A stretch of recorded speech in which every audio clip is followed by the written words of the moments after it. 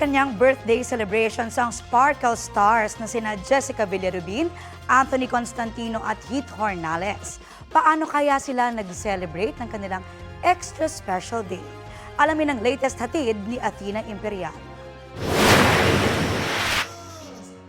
Isang birthday celebration ang inihanda ng fans ni You're My Favorite Song lead actor Heath Hornales. Game na nakipag-bonding si Heath sa kanyang supporters. Thank you po sa lahat ng support na binibigay niyo po sa akin. Kahit ano po, makulit-kulit po ako, mahiyain, sinusupport niyo pa rin po ako. So I'm really thankful na you guys are still there. MVP sa basketball, most valuable din sa puso ng mga batang cancer patient.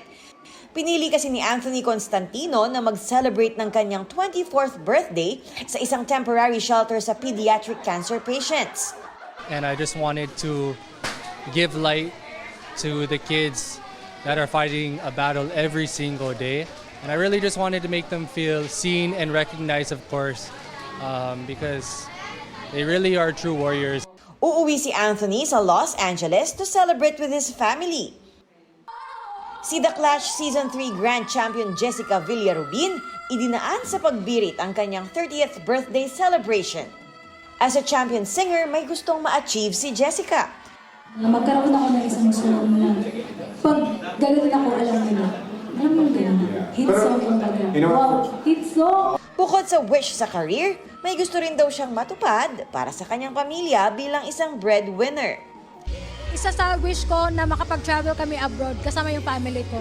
Athena Imperial nagbabalita para sa GMA News. New project alert para kay Will Ashley. Excited na raw si Will na bigyang buhay ang kanyang karakter sa upcoming drama comedy kapuso series na Delivery Boy. Ididirik yan ni Dominic Zapata at Adolf Alex Jr. Makakasama ni Will sina Eric Quizon, Meryl Soriano, Kim P. De Leon. Nariyan din sina Angeli Sanoy, Johara Sayo, Yasser Marta, Vince Maristella, Mikoy Morales at iba pang kapuso artists. Abangan yan sa GMA Afternoon Prime.